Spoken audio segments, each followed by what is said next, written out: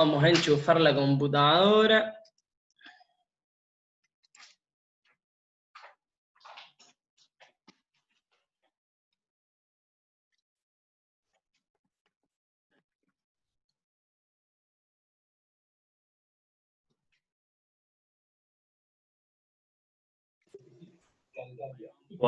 Vamos volviendo.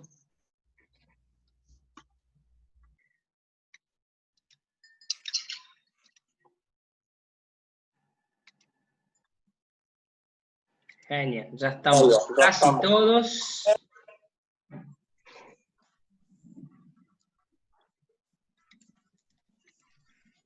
Bien, seguimos entonces, me parece que ya estamos casi todos, así que continuamos, pongo compartir.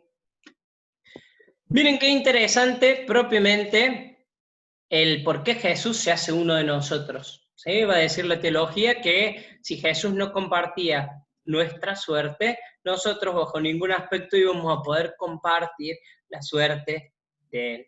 ¿Cuál era la suerte? Ni más ni menos, efectivamente, encontrar la salvación. Que la muerte no tenga la última palabra. Por eso, también muchas veces vamos a encontrar la palabra consorte, es decir, justamente correr la misma suerte de Jesús, para que nosotros podamos compartir lo que Él también quiso compartir con toda la humanidad. ¿Sí? Vamos a leer Gaudium et Spes 22, sabemos muy bien que Gaudium et Spes es una constitución propiamente del Concilio Vaticano II, que se desarrolló ¿entre qué años el Concilio Vaticano II? A ver, ¿quién da más? ¿En qué año? 60 y mucho. 60 y mucho. En la década del 60 fue, efectivamente. A ver. 64, creo que era 65, por ahí. Bien, efectivamente. El Concilio Vaticano comienza en el año 62 con Juan XXIII y finaliza en el año 65 con el Papa Pablo VI. El Papa Juan XXIII lo convoca el 25 de enero de 1959. ¿Sí? Recordemos que el Concilio Vaticano II cambia absolutamente la vida de la Iglesia contemporánea. ¿Sí? Y dentro del Concilio Vaticano II, propiamente, los 4 documentos más importantes revisten el nombre de constituciones, porque ni más ni menos tienen un carácter permanente. Si el Papa quisiera, de algún modo hoy, el Papa Francisco quisiera cambiar alguna de estas constituciones, no puede. Solamente se puede cambiar si se convoca a otro concilio ecuménico, es decir, que se convoque de nuevo a los obispos de todo el mundo, que todas las conferencias episcopales tengan representación y efectivamente de ese modo se pueda cambiar. ¿Sí? Pero miren qué interesante, lo vamos a leer textual porque nos invita a pensar en algunas cuestiones muy, muy lindas sobre la humanidad de Jesús. Él, que es imagen de Dios invisible, es también el hombre perfecto que ha devuelto a la descendencia de Adán la semejanza divina, deformada por el primer pecado.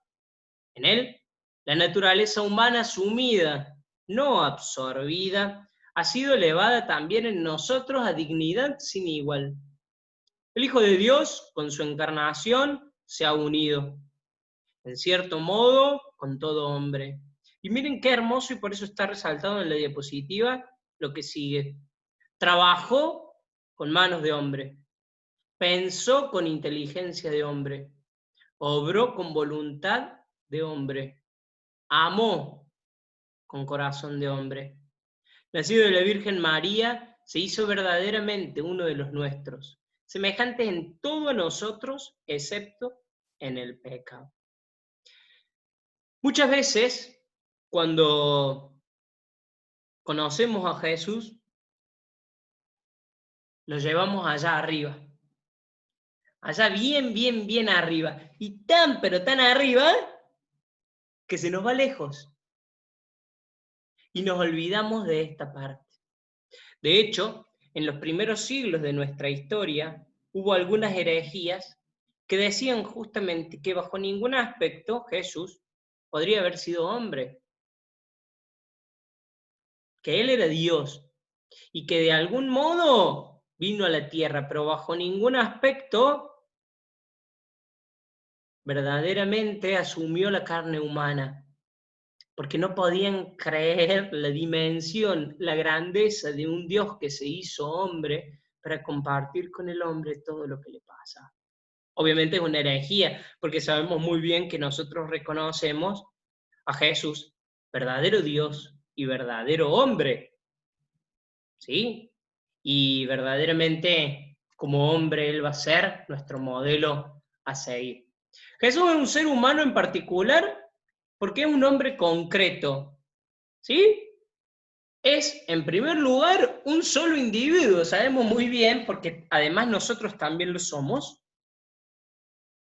Hay un solo Santos, una sola Gladys, un solo Matías Leiva, ¿quién aguantaría dos?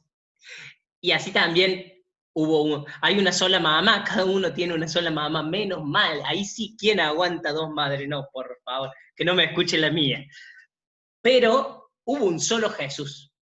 En su condición humana dentro de la especie, Jesús fue un solo individuo. Pero también se puede decir que fue un hombre singular en cuanto a sus relaciones. Miren qué interesante esto. Con la ley, Jesús decía que propiamente todo aquello que venía de Dios estaba por encima de la ley. Y esto es un aspecto, ya lo vamos a profundizar también un poquito más en las próximas diapositivas, pero lo tenemos que tener bien en claro. Ante un dogma, una doctrina, un mandamiento o la persona, Jesús siempre va a preferir a la persona. Y catequistas, por favor, bajo ningún aspecto, no, porque yo leí, o yo fui al SAC, o yo leí el Código de Derecho Canónico, o la Biblia en tal lado dice que vos no podés, no. Entonces, no, catequistas, bajo ningún aspecto Jesús hubiera rechazado a nadie. ¿Sí? Vamos a ver más adelante. Pero recordemos siempre el caso de la mujer adúltera.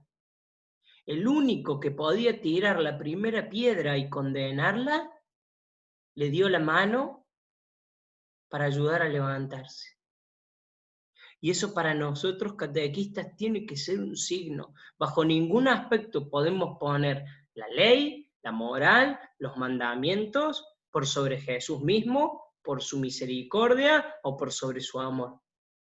Bajo ningún aspecto. Porque nadie hace mérito de nada acá, ¿eh? No es que, no, yo porque voy a la previa o porque estoy en el consejo parroquial o soy ministro extraordinario de la comunión. No, nadie hace mérito acá.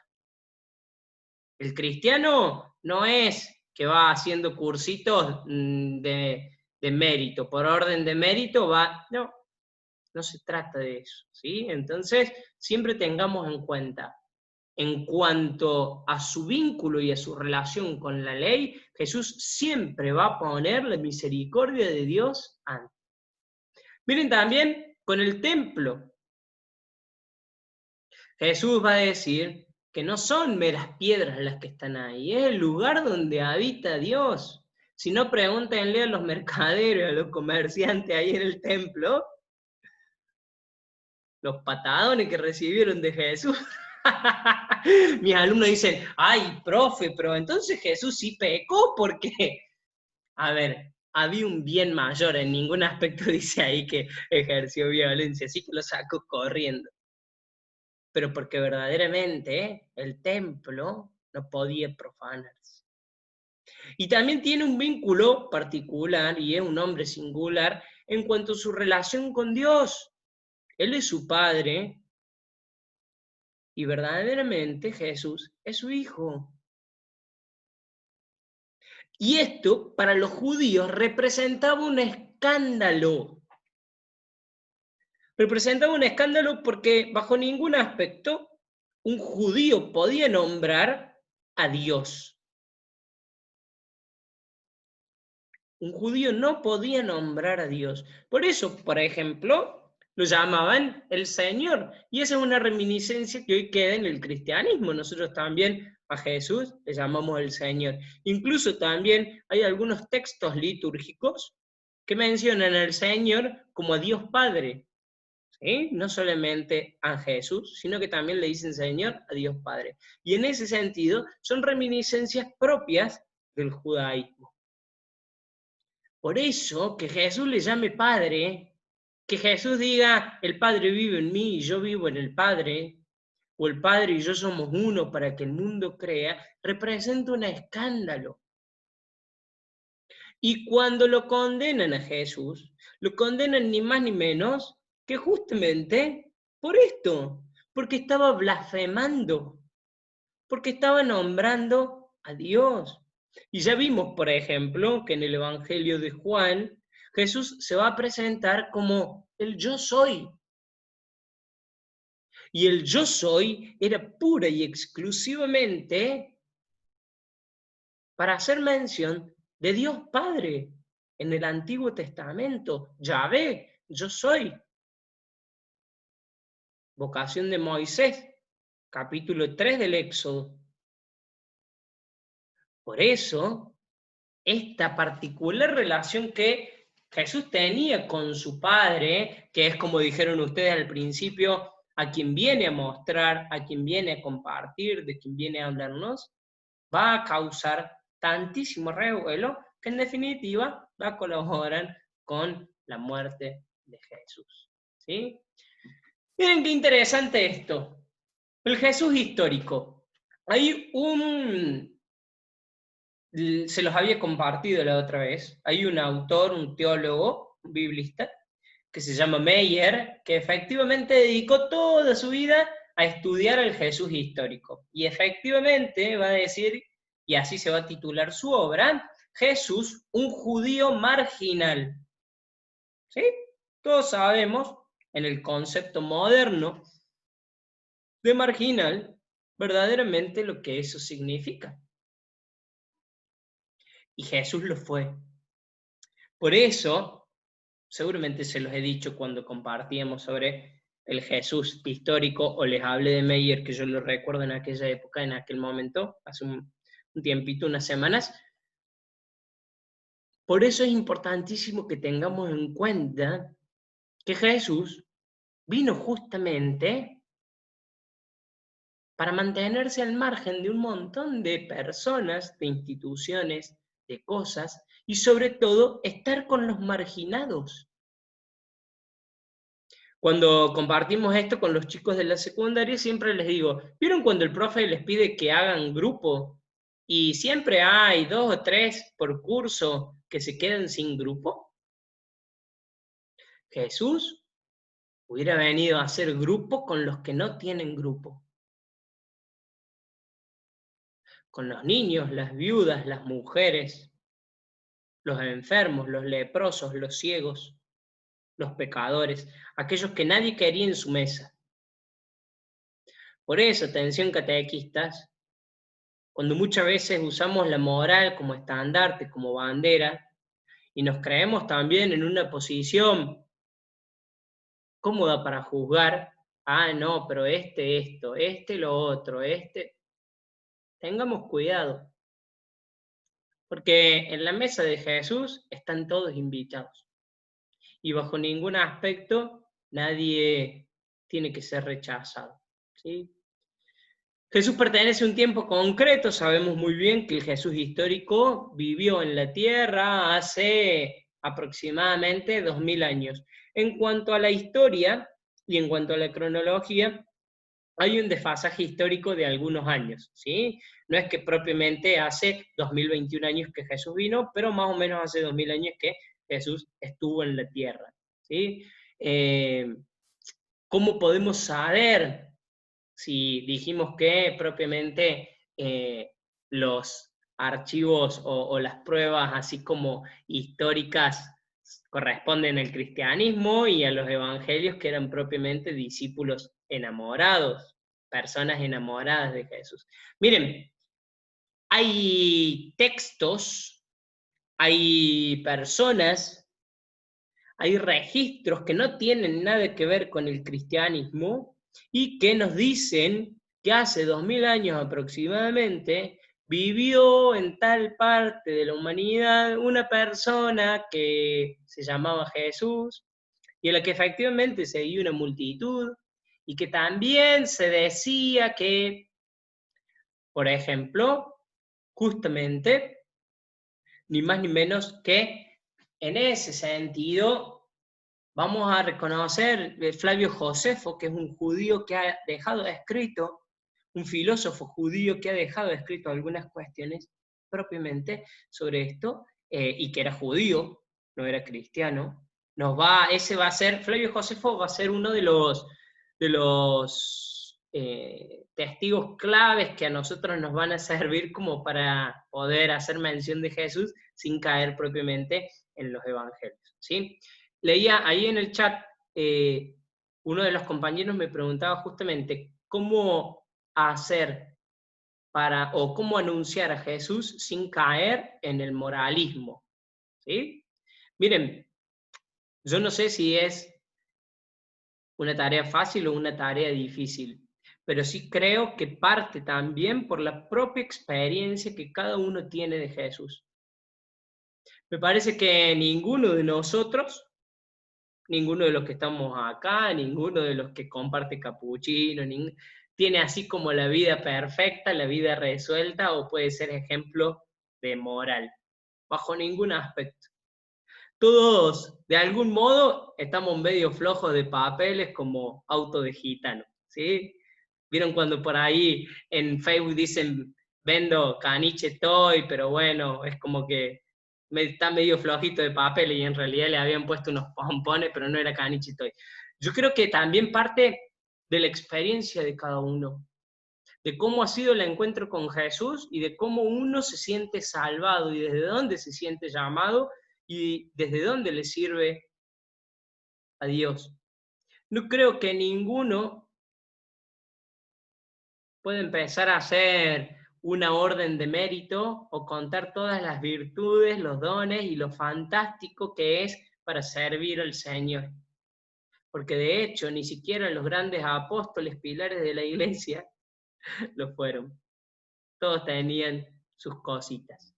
Pero sin embargo, aún así, Dios los llamó, Dios los eligió, Dios sabía que Pedro a veces iba a dudar, o que muchas veces por ahí iba a tener un mal genio, un mal carácter. Sabía que Judas lo iba a traicionar. Dios sabía también a lo largo de la historia que tantísimos profetas se iban a mandar de las suyas, y aún así los eligió. Me parece que parte también de la experiencia concreta, porque si yo hice la experiencia del amor de Dios y del amor de Jesús, los dogmas, las doctrinas, los mandamientos van a quedar a un lado, porque lo más importante va a ser el amor.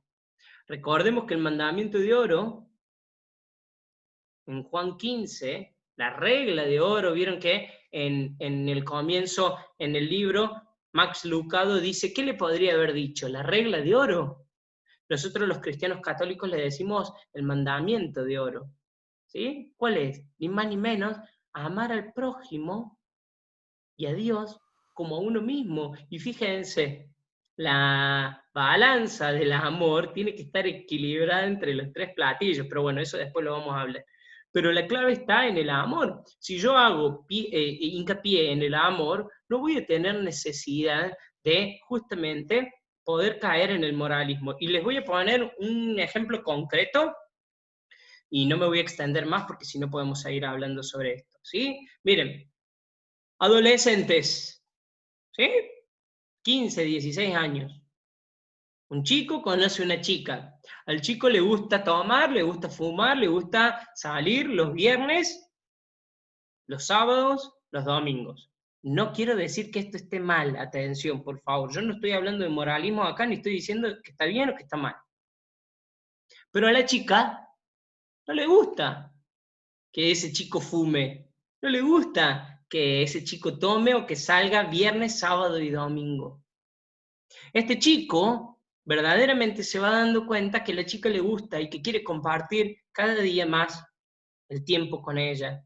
Y verdaderamente quiere crecer en el compromiso con ella. Y sabe que estas cuestiones propiamente, de algún modo, son obstáculos. Y el chico decide, absolutamente por voluntad propia, ir dejando todo aquello que le separa del amor.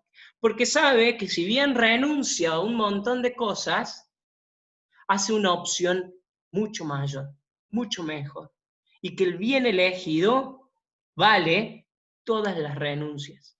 Con Jesús pasa exactamente lo mismo. Nadie puede elegir a Jesús por moralismos, por dogmas, por doctrinas, o por hacer esto o hacer lo otro, o esto no lo hagas.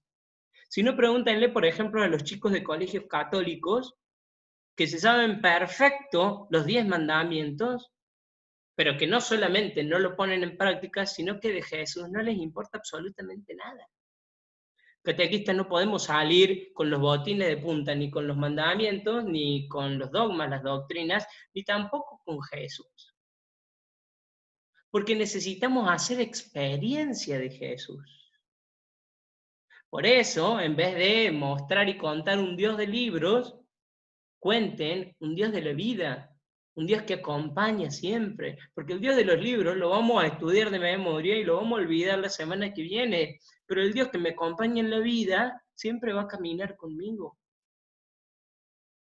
El moralismo, los mandamientos, la doctrina es importante, claro que sí, es importante, y bajo ningún aspecto estoy diciendo que no hay que tenerlo en cuenta, mucho menos ustedes en formación. Pero estoy diciendo, primero hay que hacer experiencia concreta de Jesús. Y después acompañar con mandamientos, con doctrinas, con leyes. Pero bajo ningún aspecto la moral puede ser un aspecto que defina, que separe o que una. ¿Sí? Así que me parece que la respuesta va por ahí. ¿Sí? Bien, Jesús nace en un país concreto. Sabemos muy bien que propiamente la Palestina en tiempos de Jesús pertenecía al Imperio Romano. Era una provincia del Imperio Romano, ¿sí? Por eso, justamente, sepamos también que Jesús va a reconocer en el Imperio Romano a la autoridad. Si no recuerden el pasaje del Evangelio, donde le muestran una moneda con la cara del César y le dicen, bueno, ¿y a quién le pertenece este dinero? Y Jesús, muy sabio, va a decir, den al César lo que es del César y a Dios lo que es de Dios. Van a decir los exégetas bíblicos y también los estudiosos que no hubo un encuentro, o por lo menos no quedó registro de algún encuentro entre Jesús y el emperador. Pero Jesús sabía muy bien que estaba bajo el influjo del Imperio Romano. Sabemos muy bien también que Jesús nace en una familia concreta, ¿sí? Y que, por ejemplo, nosotros podemos reconocer en esta familia concreta a su mamá, María, a su papá, José, con quien efectivamente María estaba esponsada, estaba desposada. Podemos reconocer a su primo, Juan el Bautista, a la prima en realidad de María, Isabel, a Zacarías, ¿sí? Por eso, ni más ni menos, vamos a ir armando el árbol genealógico, la familia y todos aquellos cercanos a Jesús. Jesús nace en una cultura propia y en una religión específica. Vamos a hacer mención de esto muy pronto, ¿sí? Pero sabemos muy bien que Jesús era judío, profesaba el judaísmo y que de hecho practicaba todo lo que un judío practicante hacía, ¿sí? Por eso compartió muchas veces la cultura de su época. Bajo ningún aspecto se puede decir que Jesús estaba así como ajeno a eso, ¿sí? Miren, Jesús utiliza un idioma propio y concretamente hablaba el arameo. Yo ya les conté justamente qué era esto propiamente del arameo. El arameo proviene del hebreo, ¿sí? Tiene algunos términos, algunos vocablos propios que solamente quienes hablaban arameo lo entienden, ¿sí? Pero de todos modos, era de algún modo fácil de entender para aquel que hablaba hebreo. Miren qué interesante esto, y eso no se los dije cuando compartíamos propiamente el Nuevo Testamento. Cuando en la Biblia, en los Evangelios, aparecen palabras en arameo, son las famosas verbi Jesu. Van a decir los biblistas que se piensa con toda seguridad que esa palabra la pronunció Jesús tal cual y que reviste tantísima importancia o ha calado tan hondo y tan profundo en aquellos que han sido testigos de esto, que por eso en las Escrituras permanece hasta el día de hoy. Por ejemplo, Abba, Talita Kum, Éfeta, son todas palabras en arameo que en las Escrituras las vamos a encontrar propiamente en arameo y después van a estar explicadas sobre su significado, ¿sí? Miren qué interesante. Jesús va a aceptar y cumplir las costumbres de su pueblo, desde lo más sencillo y superficial, como por ejemplo propiamente la vestimenta, hasta también algunos ritos, la lectura en el templo, las bodas de Caná, en donde sabemos muy bien, por ejemplo, que para un judío en aquella época, el rito de la boda, la celebración propiamente, duraba 7 días.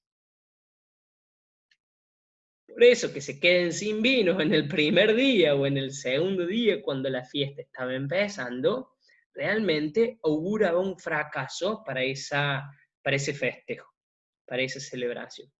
Jesús va a hablar constantemente del contexto que lo rodea. Por eso, por ejemplo, cuando explique con parábolas, lo va a hacer en el contexto de la vid, el grano de mostaza, los viñadores, los peces, los panes, y todo aquel, las ovejas, y todo aquello que de algún modo le sirva al pueblo para poder justamente entender más y mejor.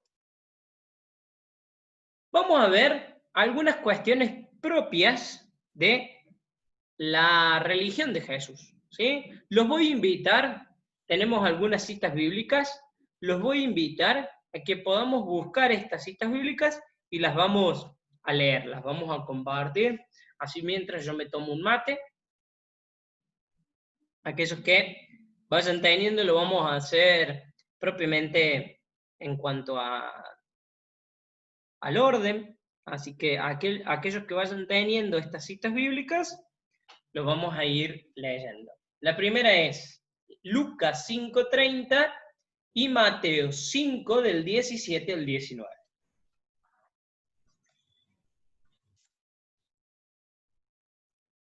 Las 5:30. Sí, Las 5:30. Sí.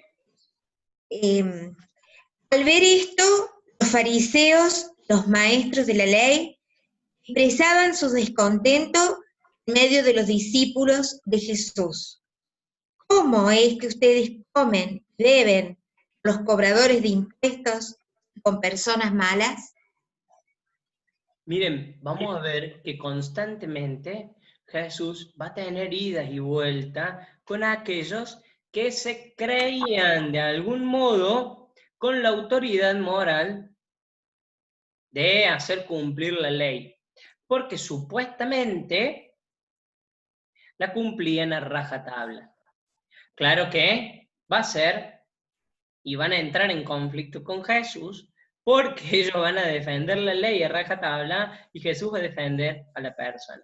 Vamos con Mateo 5, del 17 al 19. No crean que yo vine a suprimir la ley o a los profetas.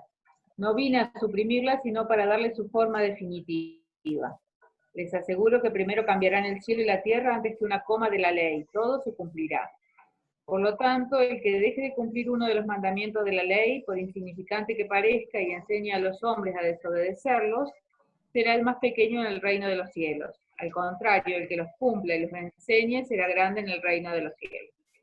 Yo no he venido a abolir absolutamente nada. Yo he venido a darle cumplimiento. Ese cumplimiento es en el amor. Esa plenitud que Jesús le va a dar a estos mandamientos, se los va a dar en el amor. Pero claro está, aquel que seguía enfocado pura y exclusivamente en la letra de la ley, muchas veces iba a entrar en conflicto con Jesús. ¿Sí?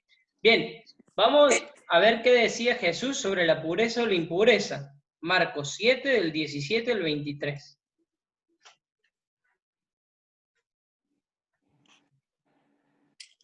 Cuando se apartó de la multitud y entró en la casa, sus discípulos le preguntaron por el sentido de esa parábola. Él les dijo, ¿ni siquiera ustedes son capaces de comprender? ¿No saben que nada de lo que entra de afuera en el hombre puede mancharlo? Porque eso no va al corazón, sino al vientre, y después se elimina en lugares retirados. Así Jesús declaraba que eran puros todos los alimentos. Luego agregó, lo que sale del hombre es lo que lo hace impuro, porque es del interior, del corazón de los hombres, de donde provienen las malas intenciones, las fornicaciones, los robos, los homicidios, los adulterios, la avaricia, la maldad, los engaños, las deshonestidades, la envidia, la difamación, el orgullo, el desatino. Todas estas cosas malas proceden del interior y son las que manchan al hombre. Recordemos que Jesús estaba hablando propiamente a partir de la purificación de los alimentos. Y no solamente la purificación de los alimentos, sino el rito que tienen que hacer los judíos antes de consumir alimentos. Y Jesús le va a decir, tranquilos, porque que no cumplan estos ritos no va a hacer que ustedes se vuelvan impuros. Recordemos que una de las cuestiones propias del judaísmo es que pueden adquirir la impureza a partir de, por ejemplo, bueno, la cuestión de los alimentos, o si tocan sangre, o mucho más a un enfermo, ¿sí? En algunas cuestiones propiamente, ellos piensan que de algún modo tocarla, o mancharse con sangre, por ejemplo, implica impureza en el corazón. Pero más allá de eso, miren lo que dice Jesús. Tranquilo, nada de lo que entre te va a volver a vos impuro. Lo que a vos te va a volver impuro es lo que salga de tu corazón. A eso tenerle miedo, a eso prestarle atención. Y no solamente y propiamente los pensamientos. Nosotros hoy en nuestra moral cristiana diríamos los pensamientos impuros, pero no solamente los pensamientos impuros. ¿Cuántas veces hablamos mal del que tenemos al lado?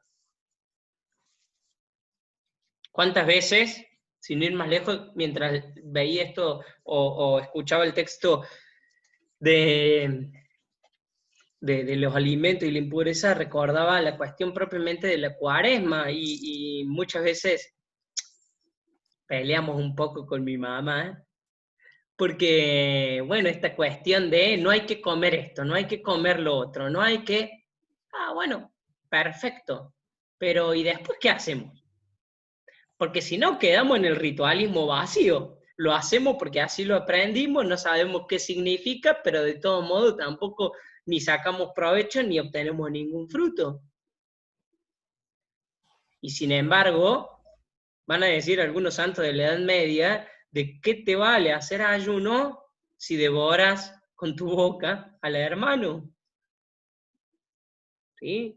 Así que eso es para prestar atención. Bien, vamos a ver con el templo, ¿sí? No salgamos del contexto de la religión que profesaba Jesús.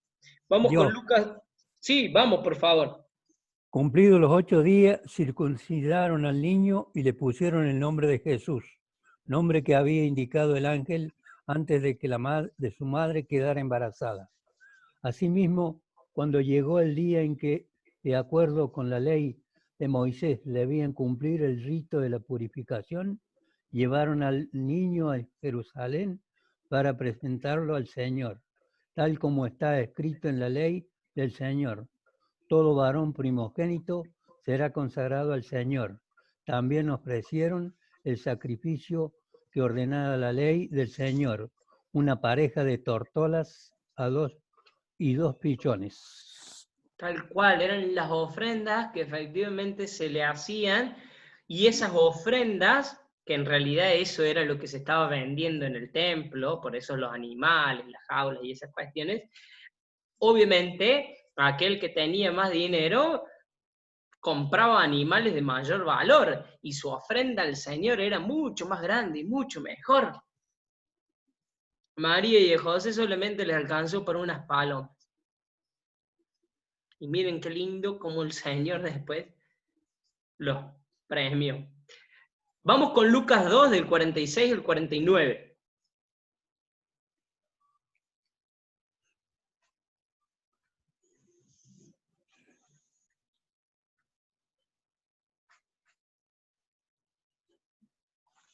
Al cabo de 3 días, lo encontraron en el templo sentado en medio de los doctores, no solo escuchándolos, sino también haciéndoles preguntas.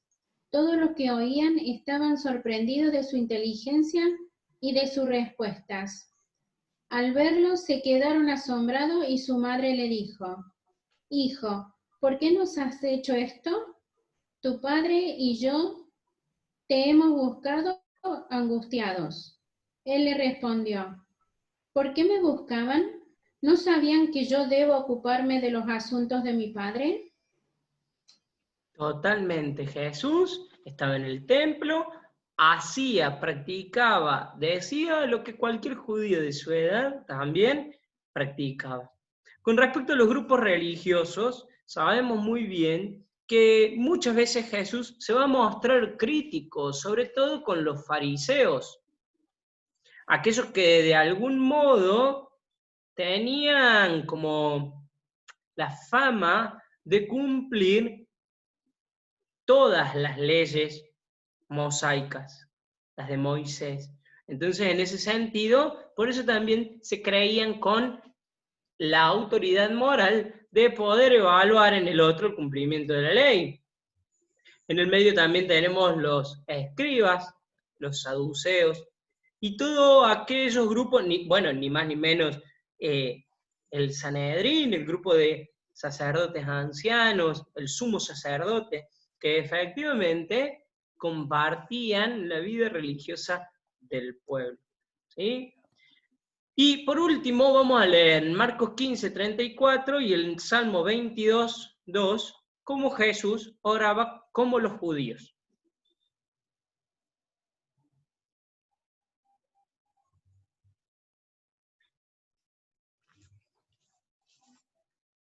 ¿Alguien que lo tenga por ahí? Yo leo. Por favor. Marcos 15, 34. Sí. Bien. Y a esa hora Jesús exclamó en alta voz: Eloi, Eloi, lama sabactani, que significa Dios mío, ¿por qué me has abandonado? Te voy a pedir, por favor, o alguien más que tenga el Salmo 22.2. Vamos a ver por qué están juntos. Dios mío, me abandonaste. Bien, fíjense, Jesús conocía los salmos. Jesús rezaba con los salmos. La palabra de Dios, las sagradas escrituras, en el Antiguo Testamento le eran familiares. Porque para un judío rezar con los salmos ni más ni menos que era familia. Miren, se está por acabar la conexión. Nos vamos a tomar 10 minutos de recreo, ¿sí? Son y 25, a las y 35 vamos a volver, pero vamos a terminar la clase a las 22, ¿sí? Hasta donde lleguemos, a las 22 terminamos. Hoy hemos tenido un poquito de recreo, así que a las 22 nos liberamos todos para ir a comer y la noche está fría, así que en ese sentido lo merita, ¿sí? Así que 21:35 nos volvemos a encontrar con este mismo link, ¿sí? Hasta entonces. Nos vemos. Entonces, Adiós, adiós.